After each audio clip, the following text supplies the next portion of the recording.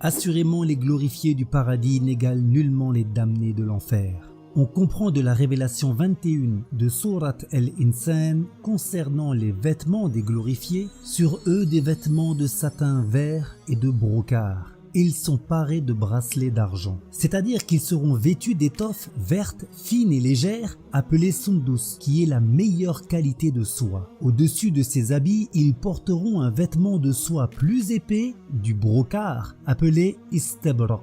Ils porteront également des bijoux comme des bracelets d'or et d'argent. Quant aux damnés, on comprend du verset 19 de Sourate Al-Hajj, ceux qui ont mécru, on leur découpe des vêtements de feu et on leur déverse du bouillon sur leur tête. C'est-à-dire que les renégats auront des vêtements de cuivre ardent, tandis qu'il leur sera déversé sur le crâne un bouillon extrêmement brûlant. Assurément les glorifiés du paradis n'égalent nullement les damnés de l'enfer. Les glorifiés auront la grande taille de leur père Adam alayhi salam, qui avait entre 25 et 30 mètres, et auront au minimum, et ce bien que chacun soit reconnaissable, une beauté du niveau du prophète Joseph alayhi salam, qui avait une beauté remarquable. Quant aux damnés, pour que leur châtiment s'intensifie et que le feu extrême ne les calcine pas en un instant, ils seront géants, au point qu'au jour du jugement, leurs molaires auront la taille du mont près de Médine appelé Uhud, qui fait environ 7 km de longueur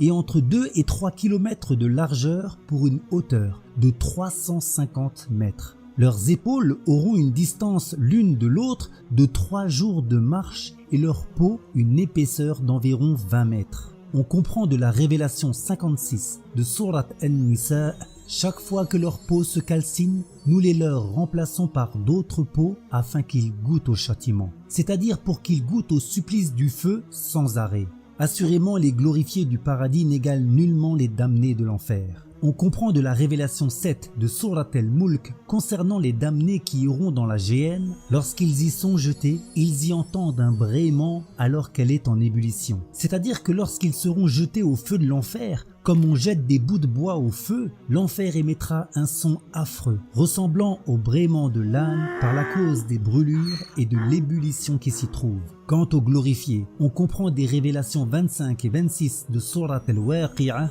ils n'entendent là ni frivolité ni malveillance, hormis la parole apaisante. C'est-à-dire qu'ils n'entendront aucun propos déplacé et aucune incitation au mal. Bien au contraire, ils n'y entendront que des propos apaisants, sécurisants et rassurants par rapport à ce qu'ils détestent. Naturellement et avec joie et sérénité, ils invoqueront et glorifieront Dieu. Tout comme aujourd'hui nous respirons automatiquement. Ils réciteront également le Saint-Coran et il n'y aura au paradis ni tristesse, ni colère, ni division entre les gens.